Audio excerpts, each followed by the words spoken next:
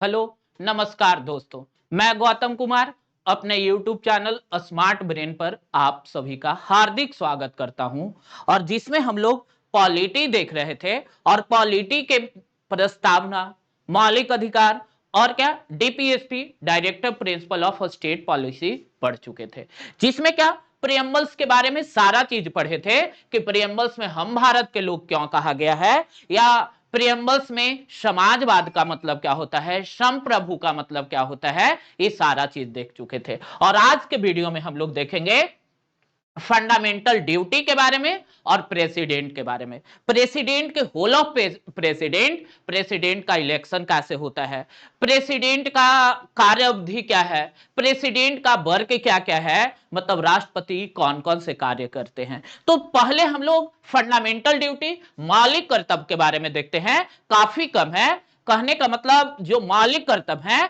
इसको भारत के संविधान के भाग 4 में ऐड किया गया है। कौन सा भाग 4 में ऐड किया गया है।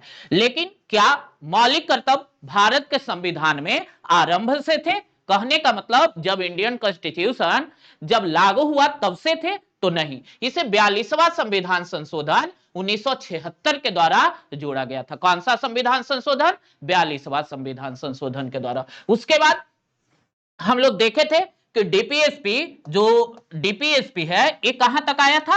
आर्टिकल 36 से लेकर 51 तक।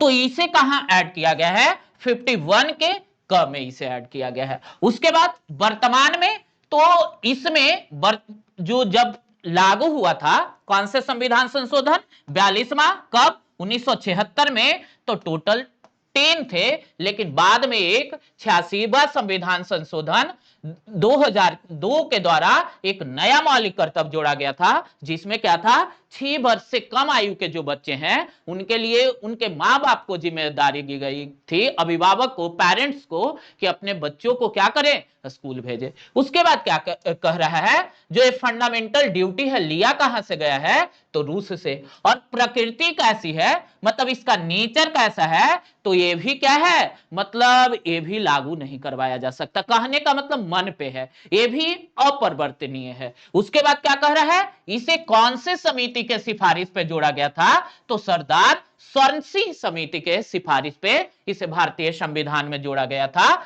जब जोड़ा गया था तो 10 मौलिक कर्तव्य थे, लेकिन अभी क्या है? 11 मौलिक कर्तव्य। और मौलिक कर्तव्य में अलग अलग हैं, जैसे वन की रक्षा करना, पर्यावरण की रक्षा करना, राष्ट्रीय गीत की रक्षा करना। उसके बाद जो हमारे स्वतंत्रता सेनानी हैं, फ्रीडम फाइटर, उनका महिलाओं का सम्मान करना, अपने दृष्टिकोण को ऐसा बनाना ताकि क्या करें, हम भारत को सर्वोच्च शिखर तक ले जाएं। ये सब क्या है? वन, पर्यावरण, पशु, ये सब का रक्षा करना, ये सब हमारा मौलिक कर्तव्य है। और मौलिक कर्तव्य को क्या कौन से संविधान संशोधन? तो 42वां संविधान संशोधन में के द्वारा कौन से समिति? सरदार स्वर्ण सिंह समिति के सिफारिश पे। लेकिन एक बात जान जाइए कि बर्मा समिति बनाया गया था, किस लिए? ताकि जो फंडामेंटल ड्यूटी है इसको क्या बना दिया जाए, मतलब सबके लिए कंपलसरी, सबको मानना है। लेकिन बाद में अब आगे हम लोग देखते हैं, एक बात हम लोग नहीं देखे थे, क्या? फंडामेंटल ड्यूटी के बाद डीपीएसपी में, डीपीएसपी सारा देखे कि 36 में क्या डिफिनेशन दिया गया है, उसमें से फिर डिवाइड किए कि समाजवादी कौन है, गांधीवादी विचारधारा से कौन है। लेकिन कुछ ऐसे डीपीएसपी हैं जो क्या है, मतलब ई से इतर है। कहने का मतलब नीति निर्देशक तत्व के जो 36 से लेकर 51 तक है उससे अलग। तो यही क्या कहा गया है? भाग 4 से मतलब अलग जो नीति निर्देशक तत्व है, तो उसमें से पहला है आर्टिकल 335, मतलब अनुच्छेद 365। और जिसमें क्या कहा गया है? जब एससी एसटी को सरकार आरक्षण दे तो प्रशासनिक दक्षता या कार्यकुशलता पर कोई प्रभाव न पड़ना चाहिए। कहने का मतलब क्या कहा गया? एससी एसटी को रिजर्वेशन दिया जाए क्योंकि उनका डेवलपमेंट करना है, लेकिन क्या करना होगा? प्रशासनिक दक्षता। कहने का मतलब उनकी एबिलिटी और क्या उनकी कार्यकुशलता जो वर्क कर रहे हैं उस पर इफेक्ट नहीं पड़ना चाहिए। और एक क्या है? अनुच्छेद 350 का जिसमें क्या कहा गया है, जितने भाषाई अल्पसंख्यक हैं इनकी प्राथमिक शिक्षा उनके मातृभाषा में दिया जाएगा। क्या? जितने भाषाई अल्पसंख्यक हैं, कहने का मतलब कई ऐसे अल्पसंख्यक हैं जो भाषा के आधार पे हैं, तो उनकी जो प्राथमिक शिक्षा होगी, प्राइमरी एजुकेशन, उनकी मातृभाषा में दी जाएगी। और क्या है, अनुच्छेद 351, जिसमें क्या कहा गया है, इनकी भाषा विकास की जिम्मेदारी सरकार की होगी, जो अल्पसंख्यक होंगे। और क्या, केटी शाह का एक बात कहा गया है, केटी शाह ने क्या कहा था कि जो नीति निर्देशक तत्व हैं वो ब्लैंक चेक की तरह है, राज दे भी सकता है या न दे सकता, राज के मर्जी पर निर्भर है। क्या क्या देखें, हम लोग फंडामेंटल ड्यूटी देख चुके थे, फंडामेंटल ड्यूटी देखें, उसके बाद नीति निर्देशक सिद्धांत में जो बचा हुआ था भाग 4 के इतर जो नीति निर्देशक तत्व थे, इतर का कहने का मतलब इससे अलग होता है। लेकिन अब क्या देखने जा रहे हैं, प्रेसिडेंट, राष्ट्रपति और राष्ट्रपति के बारे में सारे अनुच्छेद या इससे जुड़े सारे प्रावधान देखेंगे। तो पहला ही प्रावधान क्या कहा गया है, अनुच्छेद 52 में भारत का राष्ट्रपति भारत का एक राष्ट्रपति होगा। क्या होगा, भारत का राष्ट्रपति, और इसे ही राष्ट्राध्यक्ष या राष्ट्र का प्रमुख या भारत का प्रथम व्यक्ति या संविधान का प्रमुख या कार्यपालिका का प्रमुख और नाम मात्र का क्या कहेंगे, क्या क्या, भारत का पहला व्यक्ति, कार्यपालिका का नाम मात्र का प्रमुख होगा, वास्तविक प्रमुख कौन होता है, प्रधानमंत्री। और क्या कहा गया, राष्ट्रपति को ही भारत का प्रथम नागरिक कहा जाता है और इसे संवैधानिक प्रमुख कहा जाता है। आगे क्या कह रहा है, अनुच्छेद 53 में देश के कार्यपालिका शक्ति राष्ट्रपति के पास होगा। क्या क्या बोला, पहला अनुच्छेद 52 बोला कि भारत का एक राष्ट्रपति होगा, और राष्ट्रपति को क्या क्या कहते हैं, भारत का राष्ट्राध्यक्ष कहते हैं, कार्यपालिका का नाम मात्र का नॉमिनल हेड कहते हैं, और क्या कहते हैं, राष्ट्र का सबसे प्रमुख व्यक्ति होता है। और अनुच्छेद 53 क्या कहता है, देश की कार्यपालिका शक्ति राष्ट्रपति में निहित होगी। कहने का मतलब कार्यपालिका, जैसे पता होगा कि सरकार के 3 अंग होते हैं, क्या क्या, कार्यपालिका, विधायिका और न्यायपालिका, वैसे ही आगे देखते हैं अनुच्छेद 54 के बारे में, और जिसमें क्या, राष्ट्रपति मतलब प्रेसिडेंट के निर्वाचन मंडल के बारे में है। क्या कहा गया है, संसद के सभी निर्वाचित सदस्य राष्ट्रपति के निर्वाचन में हिस्सा लेंगे। संसद के निर्वाचित सदस्य कहने का मतलब कि लोकसभा और राज्यसभा के जितने निर्वाचित सदस्य होंगे, मनोनीत नहीं, कई जैसे राज्यसभा में 12 मेंबर को राष्ट्रपति के द्वारा क्या किया जाता है, मनोनयन किया जाता है, तो ये नहीं, निर्वाचित सदस्य लेंगे। आगे क्या कह रहा है, राज्य विधानसभा के सभी निर्वाचित सदस्य, कहने का मतलब राज्य विधानसभा में जितने निर्वाचित सदस्य होते हैं पार्टिसिपेट करेंगे, और मनोनीत सदस्य निवेदन, कहने का मतलब, और क्या कह रहा है, दिल्ली और पुडुचेरी के निर्वाचित सदस्य हिस्सा लेंगे, लेकिन ये वास्तविक मतलब भारत के संविधान में नहीं था, इसे 17 संविधान संशोधन 1998 के द्वारा जोड़ा गया था कि राष्ट्रपति के चुनाव में कौन कौन पार्टिसिपेट करेंगे, पहला सभी संसद सदस्य, कहने का मतलब निर्वाचित राज्यसभा और लोकसभा, सभी विधानसभा के निर्वाचित सदस्य, उसके बाद दिल्ली और पुडुचेरी के जो निर्वाचित सदस्य होंगे, और क्या है, 2-3 चीज यहां बनता है, क्या सीएम इलेक्शन में पार्टिसिपेट करेगा, तो अगर सीएम विधानसभा का सदस्य होगा तो पार्टिसिपेट करेगा, लेकिन अगर ये लेजिस्लेटिव काउंसिल मतलब विधान परिषद का सीएम सदस्य होगा तो राष्ट्रपति के चुनाव में हिस्सा नहीं ले सकता। क्या बोले कि अगर सीएम क्या हो, विधान परिषद का सदस्य हो तो राष्ट्रपति के चुनाव में हिस्सा नहीं ले सकता, और अगर क्या विधानसभा का सदस्य हो तो वो भी हिस्सा लेगा। आगे देखते हैं, और हम लोग क्या देखें कि राष्ट्रपति का मनोनयन। आगे क्या है, अनुच्छेद 55, और जिसमें क्या कहा गया है कि राष्ट्रपति का चुनाव कैसे होगा, अनुपातिक प्रतिनिधित्व प्रणाली, और क्या होगा, एकल संक्रमणीय मतपत्ति और गुप्त मतदान के द्वारा अप्रत्यक्ष ढंग से। क्या क्या बोले, पहला बोला गया अनुपातिक प्रतिनिधित्व प्रणाली, इसे आगे जानेंगे, मतलब जब मेंस वाले टॉपिक पढ़ेंगे तो क्या होता है। उसके बाद एकल संक्रमणीय मतपत्ति, गुप्त मतदान और अप्रत्यक्ष ढंग से होगा।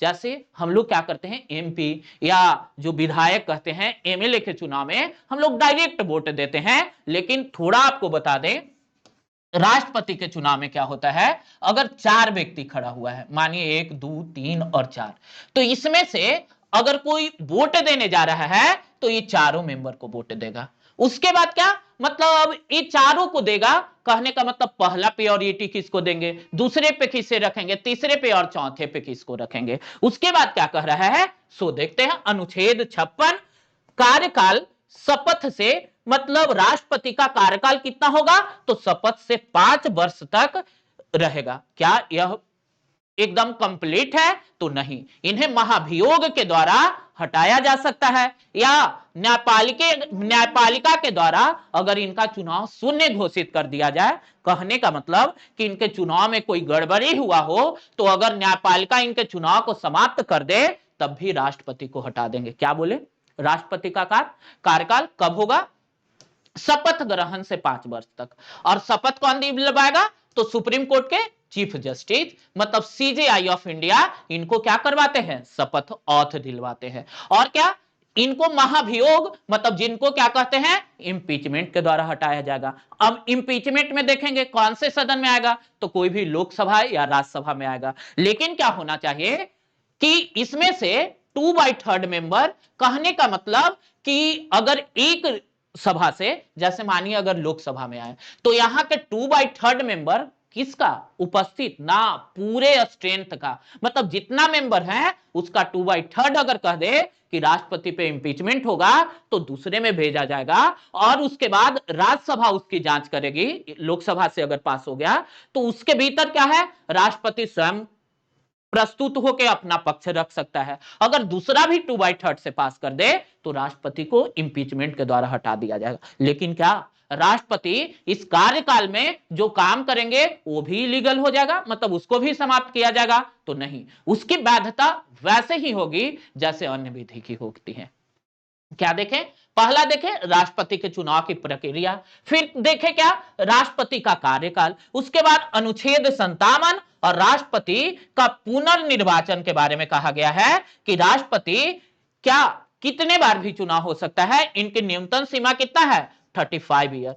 लेकिन यहीं पे देखें, क्या यूएसए में भी राष्ट्रपति कितने बार भी चुना जा सकता है, तो नहीं, राष्ट्रपति वहां केवल 2 बार चुना जा सकता है। और राष्ट्रपति की कार्यकाल अमेरिका में कितना, 4 वर्ष होता है, क्योंकि पहले क्या, डी रूजवेल्ट नाम का एक व्यक्ति अमेरिका में थे, वो क्या किए थे, 4 बार रहे थे। तो उसी बार से क्या प्रोविजन कर दिया गया कि अमेरिका में कोई राष्ट्रपति 2 वर्ष तक ही रह सकता है। उसके बाद अमेरिका में जो इंपीचमेंट महाभियोग लाया जाता है, ये निचला सदन में लाया जाता है। ठीक, आगे देखते हैं। अनुच्छेद 58 में और राष्ट्रपति की योग्यता की बात की गई है कि भारत का नागरिक होना चाहिए, सिटीजन ऑफ इंडिया होना चाहिए, न्यूनतम आयु 35 वर्ष होना चाहिए, लोकसभा के सदस्य बनने की योग्यता होना चाहिए। कहने का मतलब कि वो लोकसभा का सदस्य बनने का उनमें योग्यता हो और कोई लाभ के पद पे न हो। कहने का मतलब लाभ के पद का व्याख्या, तो 102वां संविधान संशोधन के द्वारा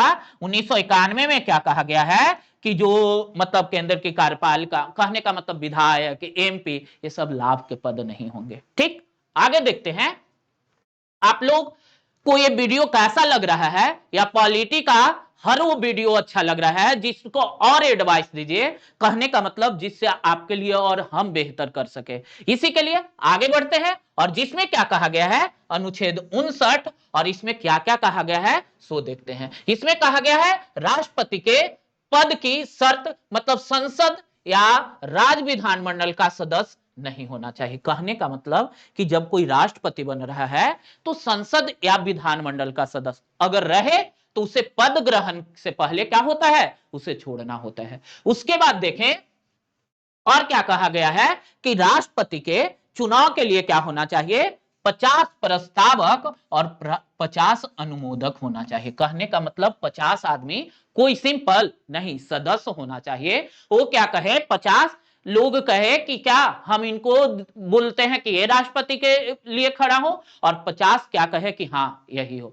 तो राष्ट्रपति के चुनाव के लिए 50 प्रस्तावक और 50 अनुमोदक होना चाहिए। उसके बाद इन्हें क्या होता है, 15,000 रुपया जमानत राशि आरबीआई में जमा करना होता है। और ये आरबीआई में जमानत राशि जमा करना क्या, इनको मतलब हार जीत के लिए होता है ना।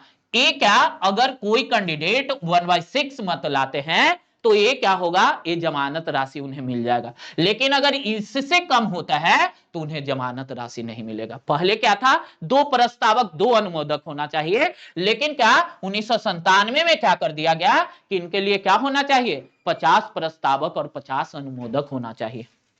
उसके बाद देखिए अनुच्छेद 60 में क्या कहा गया है, शपथ ग्रहण, और इनको शपथ कौन दिलवाएगा, तो सुप्रीम कोर्ट के चीफ जस्टिस, कहने का मतलब मुख्य न्यायाधीश के द्वारा राष्ट्रपति को शपथ दिलवाया जाएगा, वहीं राज्यपाल को तो मतलब इसका हाई कोर्ट के।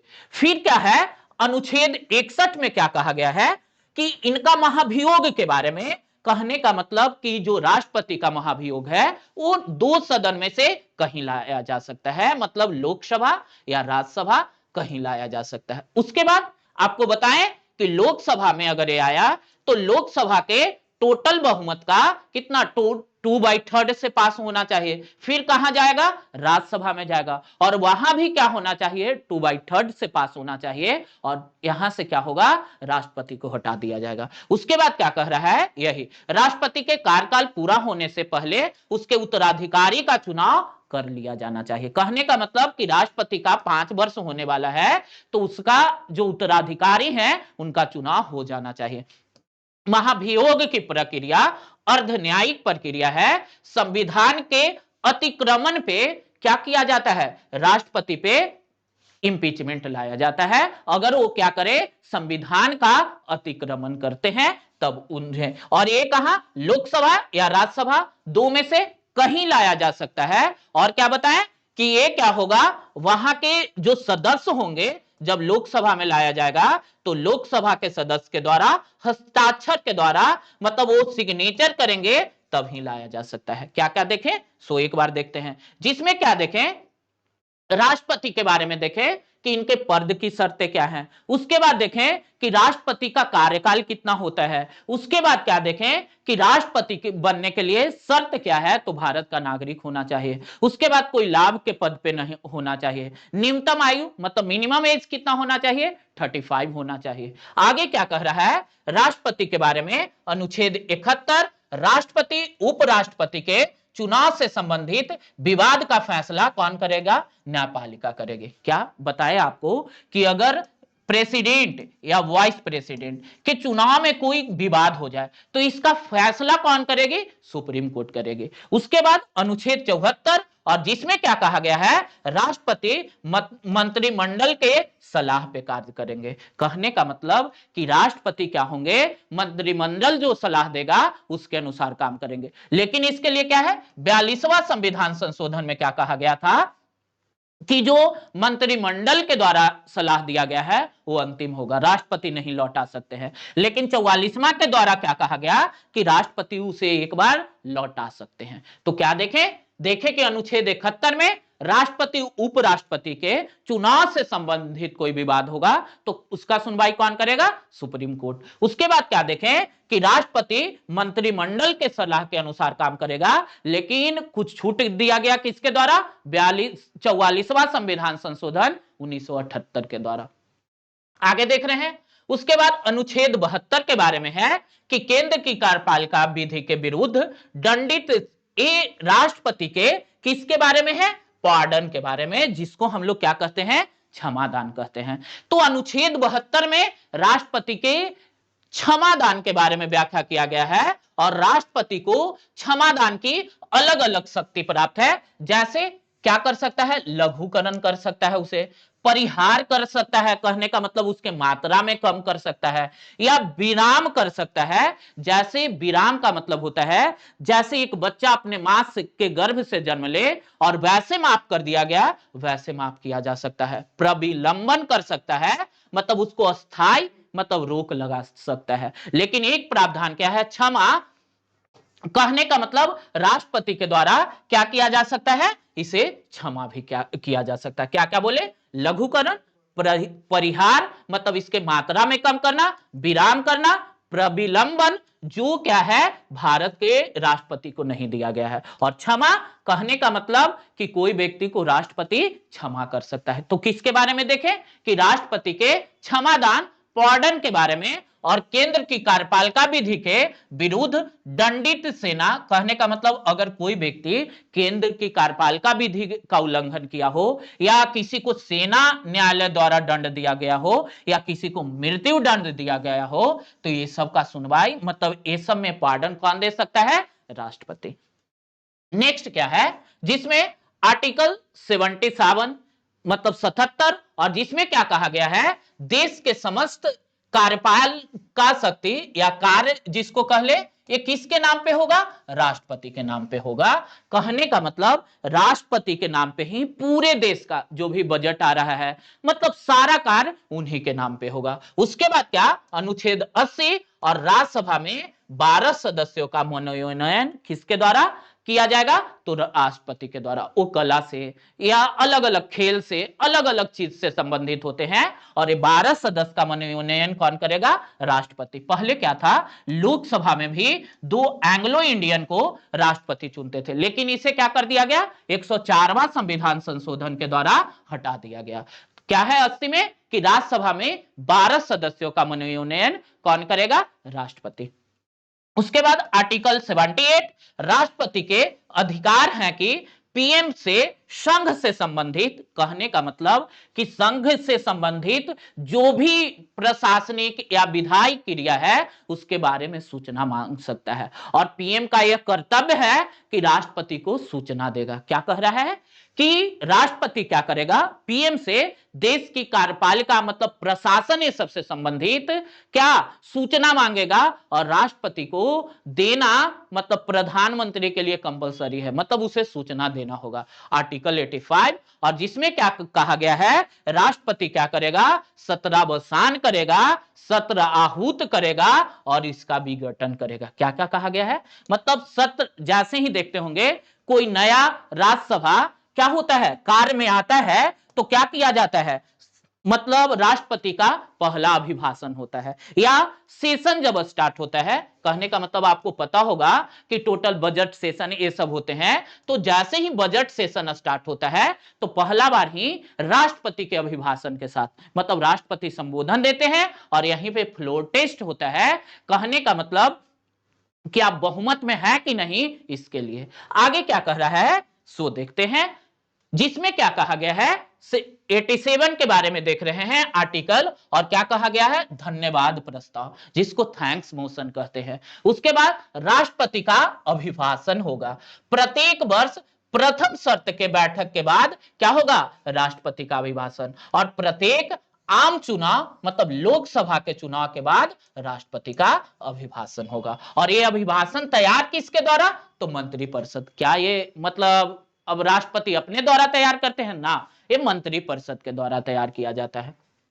आर्टिकल 108, और इसमें क्या कहा गया है कि राष्ट्रपति क्या कर सकते हैं, कहने का मतलब कि ये संयुक्त अधिवेशन मतलब इसमें ज्वाइंट सीटिंग का व्याख्या किया गया है, और ज्वाइंट सीटिंग के बारे में कहा गया है कौन कौन से विधेयक, तो साधारण विधेयक और किस पे?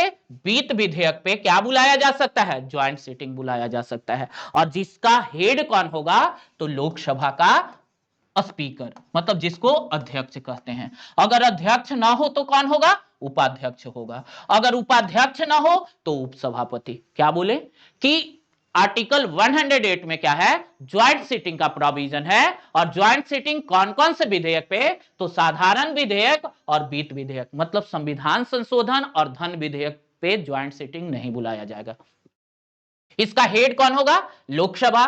मतलब आर्टिकल 118 में कहा गया है कि जब ज्वाइंट सीटिंग बैठेगा तो उसका हेड कौन होगा? लोकसभा का स्पीकर। अगर लोकसभा का स्पीकर अनुपस्थित हो, अब्सेंट हो, तो लोकसभा का मतलब उप स्पीकर जो डिप्टी स्पीकर होता है वो, और अगर वो भी नहीं हो तो उपसभापति, कहने का मतलब डिप्टी चेयरमैन, क्योंकि राज्यसभा का चेयरमैन कौन होता है? उपराष्ट्रपति। उसके बाद आर्टिकल 111, और राष्ट्रपति का वीटो पावर इसमें दिया गया है, कहने का मतलब जो राष्ट्रपति को अलग अलग तरह के वीटो पावर दिया गया है। जैसे इसको क्या कहते हैं? पहला अत्यांतिक वीटो कहते हैं, यह गलत लिखा हो, अत्यांतिक वीटो कहते हैं, ठीक।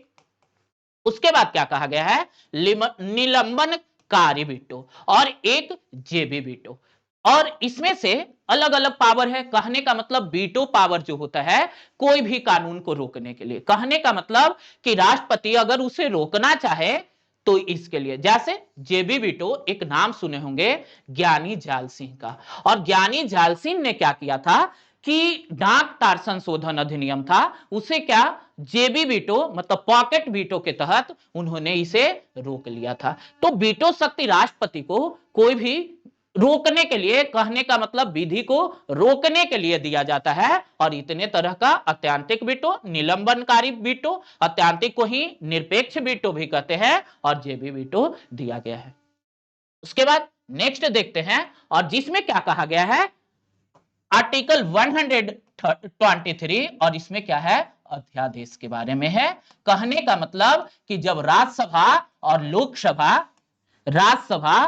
और लोकसभा कार्य नहीं कर रहे होंगे, और क्या देश के लिए क्या होता है मतलब विधि की आवश्यकता होता है, तो राष्ट्रपति क्या करते हैं अध्यादेश जारी करते हैं। और ये अध्यादेश के द्वारा क्या होता है, कहने का मतलब अध्यादेश लिया कहां से गया है, तो भारत शासन अधिनियम 1935 से अध्यादेश लिया गया है। उसके बाद क्या कह रहा है, अध्यादेश को क्या कहते हैं अल्प अवधि कानून, मतलब शॉर्ट टाइम पीरियड का एक कानून होता है। आपको पता होगा कि इसको क्या कहा जाता है 6 सप्ताह और 6 माह का कानून। कैसे, सो भी जानेंगे। अब क्या कह रहा है कि संघ के समवर्ती सूची, कहने का मतलब जानते होंगे कि 3 लिस्ट होता है, यूनियन, कंकरेंट और स्टेट लिस्ट, मतलब संघ सूची, राज्य सूची और समवर्ती सूची। एक और होता है अवशिष्ट भी। लेकिन क्या संघ और समवर्ती सूची के विषय पे राष्ट्रपति अध्यादेश ला सकता है। उसके बाद आपातकाल में राज्य सूची के विषय पे भी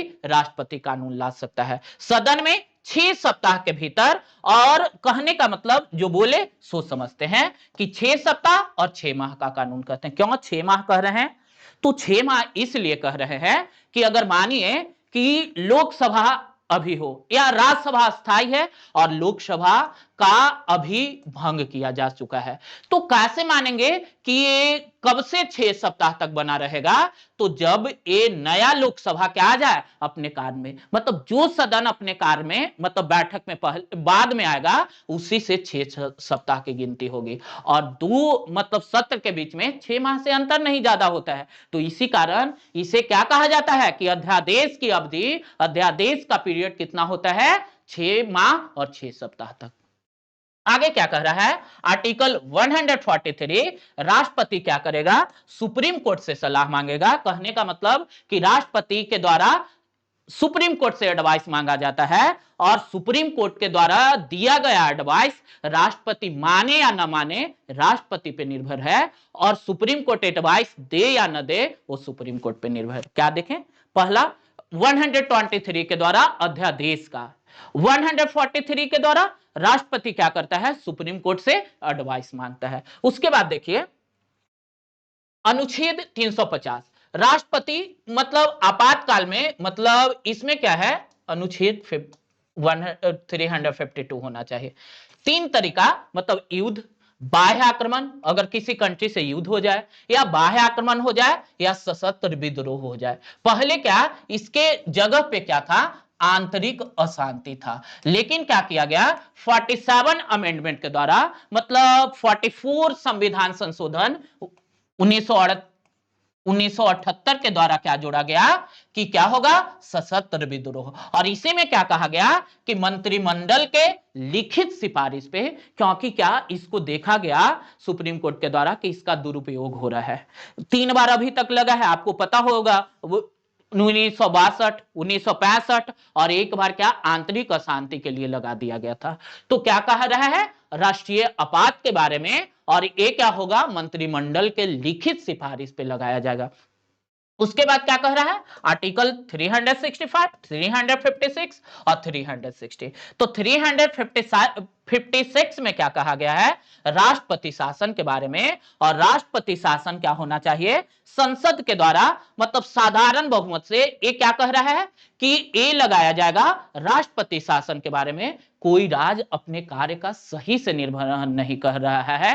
कहने का मतलब कि जो राज्य का वर्क है वो सही से नहीं कर रहा है तो राष्ट्रपति शासन लगाया जाता है। और ये राष्ट्रपति शासन में मतलब जितने राज्य सूची के भी जो विषय होते हैं उस पे क्या होता है? कौन? केंद्र कानून बनाने लगता है। और राष्ट्रपति शासन को कहने का मतलब कि सिंपल मेजोरिटी से, पहले ऐसा नहीं था। इसके बारे में यूपीएससी में क्वेश्चन भी पूछा गया था कि ये क्या लोकसभा चाहे तो मतलब 1/6 मत के द्वारा भी इसको किसी राज्य से हटा ले सकता है।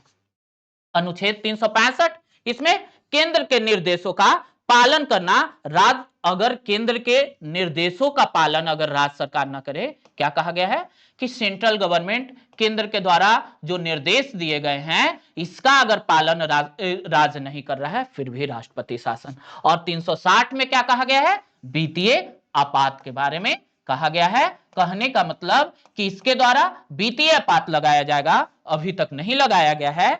जो राष्ट्रपति शासन है लगभग 110 बार ज्यादा ही लगा दिया गया है, सबसे ज्यादा यूपी में और सबसे पहले पेप्सू प्रांत में लगाया गया था। क्या क्या देखे? अनुच्छेद 352 राष्ट्रपति शासन के बारे में, उसके बाद अनुच्छेद 356 यहां राष्ट्रीय आपात के बारे में देखें, उसके बाद अनुच्छेद 356 राष्ट्रपति शासन, उसके बाद 365 में क्या देखें कि अगर केंद्र के निर्देशों का पालन राज्य नहीं कर रहा है फिर भी राष्ट्रपति शासन लगाया जा सकता है। और क्या देखें यहां पे 360 में क्या है? वित्तीय आपात के बारे में कहा गया है। तो ये सारा चीज क्या थे?